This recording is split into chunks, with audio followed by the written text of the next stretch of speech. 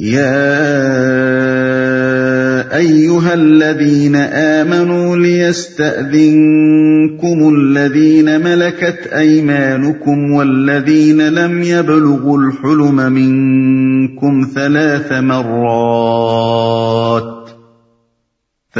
مرات من قبل صلاة الفجر وحين تضعون ثيابكم من الظهيرة ومن بعد صلاة العشاء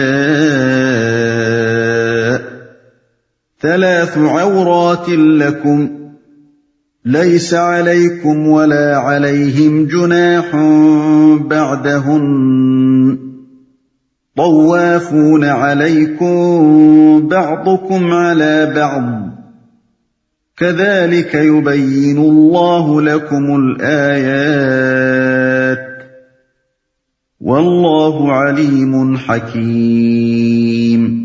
اے لوگو جو ایمان لائے ہو، لازم ہے کہ تمہارے مملوک اور تمہارے وہ بچے جو ابھی عقل کی حد کو نہیں پہنچے ہیں 3 اوقات میں اجازت لے کر تمہارے پاس آیا کریں، صبح کی نماز سے پہلے اور دوپہر کو جبکہ تم کپڑے اتار کر رکھ دیتے ہو اور عشاء کی نماز کے بعد۔ یہ 3 وقت تمہارے لیے پردے کے وقت ہیں۔ ان کے بعد وہ بلا اجازت آئیں تو نہ تم پر کوئی گناہ ہے نہ ان پر، تمہیں ایک دوسرے کے پاس بار بار آنا ہی ہوتا ہے۔ اس طرح اللہ تمہارے لیے اپنے ارشادات کی توضیح کرتا ہے اور وہ علیم و حکیم ہے۔ اے لوگو، یہاں سے پھر احکام شریعت کا سلسلہ شروع ہوتا ہے۔ بعید نہیں کہ سورہ نور کا یہ حصہ اوپر کی تقریر کے کچھ مدت بعد نازل ہوا ہو۔ تمہارے مملوک، جمہور مفسرین و فقہا کے نزدیک اس سے مراد لونڈیاں اور غلام دونوں ہیں، کیونکہ لفظ عام استعمال کیا گیا ہے، مگر ابن عمر اور مجاہد اس آیت میں مملوکوں سے مراد سے غلام لیتے ہیں اور لونڈیوں کو اس سے مستثنیٰ کرتے ہیں۔ حالانکہ آگے جو حکم بیان کیا گیا ہے اس کو دیکھتے ہوئے اس تخصیص کی کوئی وجہ نظر نہیں آتی۔ تخلیہ کے اوقات میں جس طرح خود اپنے بچوں کا اچانک آ جانا مناسب نہیں، اسی طرح خادمہ کا بھی آ جانا غیر مناسب ہے۔ یہ امر متفق علیہ ہے کہ اس آیت کا حکم بالغ و نابالغ دونوں قسم کے مملوکوں کے لیے عام ہے، جو ابھی عقل کی حد کو نہیں پہنچے ہیں۔ دوسرا ترجمہ یہ بھی ہو سکتا ہے کہ بالغوں کا سا خواب دیکھنے کی عمر کو نہیں پہنچے ہیں۔ اسی سے فقہا نے لڑکوں کے معاملے میں احتلام کو بلوغ کا آغاز مانا ہے اور اس پر سب کا اتفاق ہے، لیکن جو ترجمہ ہم نے متن میں اختیار کیا ہے وہ اس بنا پر قابل ترجیح ہے کہ یہ حکم لڑکوں اور لڑکیوں دونوں کے لیے، اور احتلام کو علامت بلوغ قرار دینے کے بعد حکم صرف لڑکوں کے لیے خاص ہو جاتا ہے، کیونکہ لڑکی کے معاملے میں ایام ماہواری کا آغاز علامت بلوغت ہے نہ کہ احتلام۔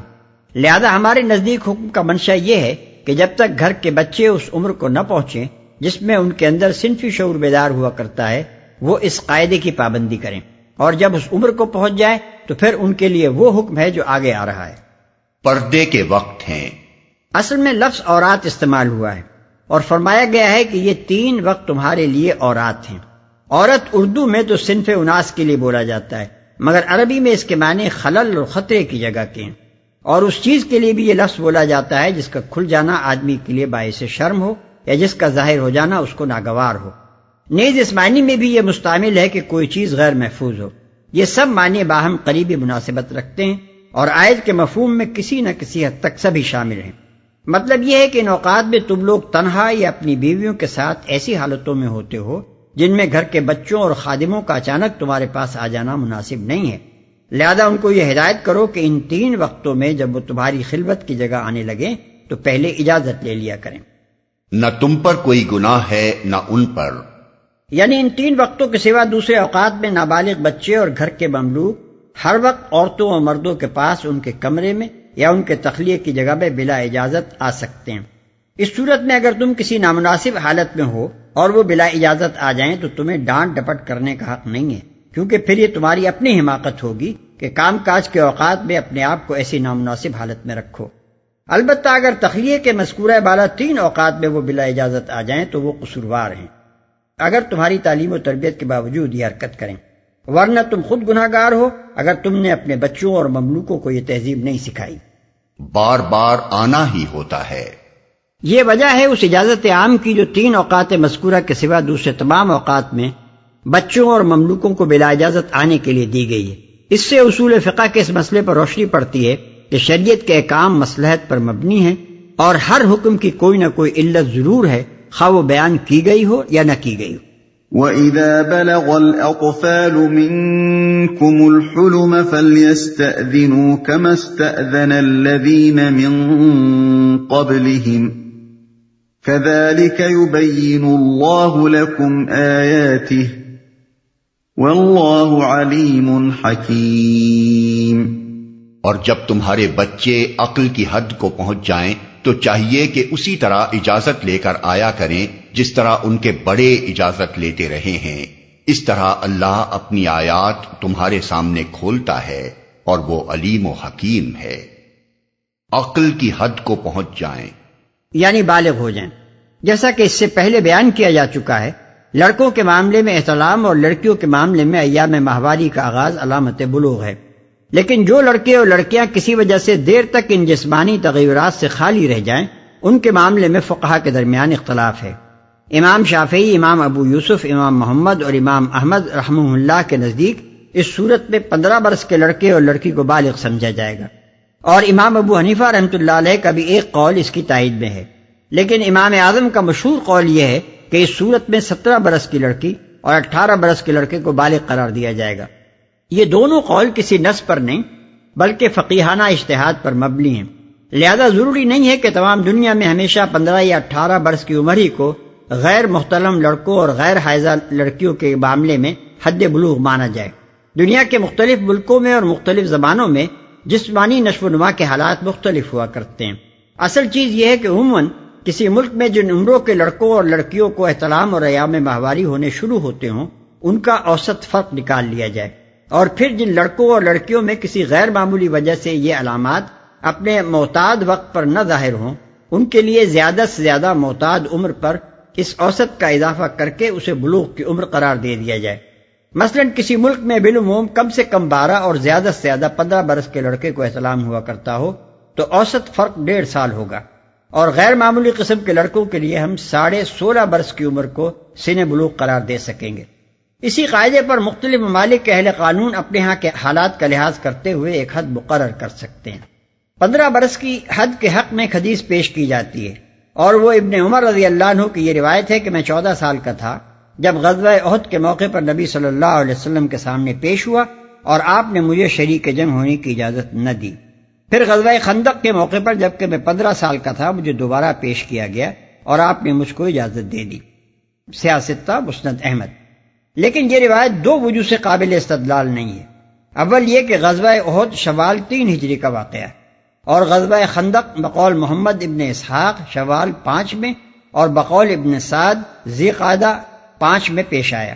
دونوں واقعات کے درمیان پورے 2 سال یا اس سے زیادہ کا فرق ہے۔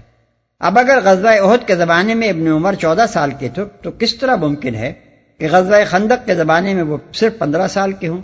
ہو سکتا ہے کہ انہوں نے 13 سال 11 مہینے کی عمر کو 14 سال اور 15 برس 11 مہینے کی عمر کو 15 سال کہہ دیا ہو۔ دوسری وجہ یہ ہے کہ لڑائی کے لیے بالغ ہونا اور چیز ہے اور معاشرتی معاملات میں قانوناً بالغ ہونا اور چیز، ان دونوں میں کوئی لازمی تعلق نہیں ہے کہ ایک کو دوسرے کے لیے دلیل بنایا جا سکے۔ لہذا صحیح یہ ہے کہ غیر محتلم لڑکے کے لیے 15 برس کی عمر مقرر کرنا ایک قیاسی و اجتہادی حکم ہے، کوئی منصوص حکم نہیں ہے۔ والقواعد من النساء اللاتي لا يرجون نكاحا فليس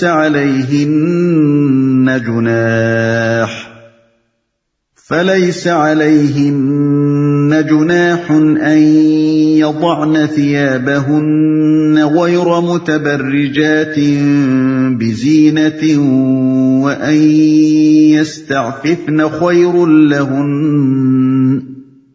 والله سميع عليم۔ اور جو عورتیں جوانی سے گزری بیٹھی ہوں، نکاح کی امیدوار نہ ہوں، وہ اگر اپنی چادریں اتار کر رکھ دیں تو ان پر کوئی گناہ نہیں، بشرطے کہ زینت کی نمائش کرنے والی نہ ہوں، تاہم وہ بھی حیاداری ہی برتیں تو ان کے حق میں اچھا ہے، اور اللہ سب کچھ سنتا اور جانتا ہے۔ جوانی سے گزری بیٹھی ہوں، اصل میں لفظ قواعد من النساء کے الفاظ استعمال ہوئے، یعنی عورتوں میں سے جو بیٹھ چکی ہوں یا بیٹھی ہوئی عورتیں۔ اس سے مراد ہے سن یاس، یعنی عورت کا اس عمر کو پہنچ جانا جس میں وہ اولاد پیدا کرنے کے قابل نہ رہے، اس کی اپنی خواہشات بھی مر چکی ہوں اور اس کو دیکھ کر مردوں میں بھی کوئی صنفی جذبہ نہ پیدا ہو سکتا ہو۔ اسی معنی کی طرف بعد کا فقرہ اشارہ کر رہا ہے۔ چادریں اتار کر رکھ دیں۔ اصل الفاظ ہیں یضعن ثیابہن، یعنی اپنے کپڑے اتار دیں، مگر ظاہر ہے کہ اس سے مراد سارے کپڑے اتار کر برہنہ ہو جانا تو نہیں ہو سکتا۔ اسی لیے تمام فقہاء اور مفسرین نے بالاتفاق اس سے مراد وہ چادریں لی ہیں جن سے زینت کو چھپانے کا حکم سورہ احزاب کی آیت یدنین علیہن من جلابیبہن میں دیا گیا تھا۔ نمائش کرنے والی نہ ہوں۔ اصل الفاظ ہیں غیر متبرجات بزینہ، زینت کے ساتھ تبرج کرنے والی نہ ہوں۔ تبرج کے معنی ہے اظہار و نمائش کے۔ بارج اس کھلی کشتی یا جہاز کو کہتے ہیں جس پر چھت نہ ہو۔ اس معنی میں عورت کے لیے یہ لفظ اس وقت بولتے ہیں جبکہ وہ مردوں کے سامنے اپنے حسن اور اپنی آرائش کا اظہار کرے۔ بس آیت کا مطلب یہ ہے کہ چادر اتار دینے کی یہ اجازت ان بوڑھی عورتوں کو دی جا رہی ہے جن کے اندر بن ٹھن کر رہنے کا شوق باقی نہ رہا ہو اور جن کے صنفی جذبات سرد پڑ چکے ہوں۔ لیکن اگر اس آگ میں کوئی چنگاری ابھی باقی ہو اور وہ نمائش زینت کی شکل اختیار کر رہی ہو تو پھر اس اجازت سے فائدہ نہیں اٹھایا جا سکتا۔ ليس على الأعمى حرج ولا على الأعرج حرج ولا على المريض حرج ولا على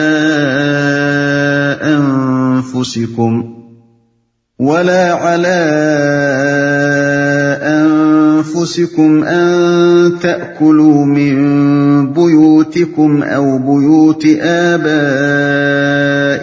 أو بيوت أمهاتكم أو بيوت إخوانكم أو بيوت أخواتكم أو بيوت أعمامكم أو بيوت عماتكم أو بيوت أخوالكم أو بيوت خالاتكم أو ما ملكتم مفاتحه أو صديقكم ليس عليكم جناح أن تأكلوا جميعا أو أشتاتا فإذا دخلتم بيوتا فسلموا على أنفسكم تحية من عند الله مباركة طيبة كذلك يبين الله لكم الآيات لعلكم تعقلون۔ کوئی حرج نہیں اگر کوئی اندھا یا لنگڑا یا مریض کسی کے گھر سے کھا لے، اور نہ تمہارے اوپر اس میں کوئی مضائقہ ہے کہ اپنے گھروں سے کھاؤ یا اپنے باپ دادا کے گھروں سے یا اپنی ماں نانی کے گھروں سے یا اپنے بھائیوں کے گھروں سے یا اپنی بہنوں کے گھروں سے یا اپنے چچاؤں کے گھروں سے یا اپنی پھوپھیوں کے گھروں سے یا اپنے ماموؤں کے گھروں سے یا اپنی خالاؤں کے گھروں سے یا ان گھروں سے جن کی کنجیاں تمہاری سپردگی میں ہوں یا اپنے دوستوں کے گھروں سے۔ اس میں بھی کوئی حرج نہیں کہ تم لوگ مل کر کھاؤ یا الگ الگ، البتہ جب گھروں میں داخل ہوا کرو تو اپنے لوگوں کو سلام کیا کرو، دعائے خیر اللہ کی طرف سے مقرر فرمائی ہوئی، بڑی بابرکت اور پاکیزہ۔ اس طرح اللہ تعالیٰ تمہارے سامنے آیات بیان کرتا ہے، توقع ہے کہ تم سمجھ بوجھ سے کام لوگے۔ اپنے دوستوں کے گھروں سے۔ اس آیت کو سمجھنے کے لیے 3 باتوں کا سمجھ لینا ضروری ہے۔ اول یہ کہ آیت کے 2 حصے ہیں۔ پہلا حصہ بیمار، لنگڑے، اندھے اور اسی طرح کے دوسرے معذور لوگوں کے بارے میں ہے، اور دوسرا عام لوگوں کے بارے میں۔ دوم یہ کہ قرآن کی اخلاقی تعلیمات سے اہل عرب کی ذہنیت میں جو زبردست انقلاب واقع ہوا تھا، اس کی وجہ سے حرام و حلال اور جائز و ناجائز کی تمیز کے معاملے میں ان کی حس انتہائی نازک ہو گئی تھی۔ ابن عباس رضی اللہ عنہ کے بقول اللہ تعالیٰ نے جب ان کو حکم دیا کہ لا تأکلوا اموالکم بینکم بالباطل، یعنی ایک دوسرے کے مال ناجائز طریقوں سے نہ کھاؤ، تو لوگ ایک دوسرے کے ہاں کھانا کھانے میں بھی سخت احتیاط برتنے لگے تھے، حتیٰ کہ بالکل قانونی شرطوں کے مطابق صاحب خانہ کی دعوت و اجازت جب تک نہ ہو وہ سمجھتے تھے کہ کسی عزیز یا دوست کے ہاں کھانا بھی ناجائز ہے۔ سوم یہ کہ اس میں اپنے گھروں سے کھانے کا جو ذکر ہے وہ اجازت دینے کے لیے نہیں بلکہ یہ ذہن نشین کرنے کے لیے ہے کہ اپنے عزیزوں اور دوستوں کے ہاں کھانا بھی ایسا ہی ہے جیسے اپنے ہاں کھانا، ورنہ ظاہر ہے کہ اپنے گھر سے کھانے کے لیے کسی اجازت کی ضرورت نہ تھی۔ ان تین باتوں کو سمجھ لینے کے بعد آیت کا یہ مطلب واضح ہو جاتا ہے کہ جہاں تک معذور آدمی کا تعلق ہے وہ اپنی بھوک رفع کرنے کے لیے ہر گھر اور ہر جگہ سے کھا سکتا ہے، اس کی معذوری بجائے خود سارے معاشرے پر اس کا حق قائم کر دیتی ہے، اس لیے جہاں سے بھی اس کو کھانے کے لیے ملے وہ اس کے لیے جائز ہے۔ رہے عام آدمی تو ان کے لیے ان کے اپنے گھر اور ان لوگوں کے گھر جن کا ذکر کیا گیا ہے یکساں ہیں، ان میں سے کسی کے ہاں کھانے کے لیے اس طرح کی شرطوں کی کوئی ضرورت نہیں ہے کہ صاحب خانہ باقاعدہ اجازت دے تو کھائیں ورنہ خیانت ہوگی۔ آدمی اگر ان میں سے کسی کے ہاں جائے اور گھر کا مالک موجود نہ ہو اور اس کے بیوی بچے کھانے کو کچھ پیش کریں تو بے تکلف کھایا جا سکتا ہے۔ جن رشتہ داروں کے نام یہاں لیے گئے ہیں ان میں اولاد کا ذکر اس لیے نہیں کیا گیا کہ آدمی کے اولاد کا گھر اس کا اپنا ہی گھر ہے۔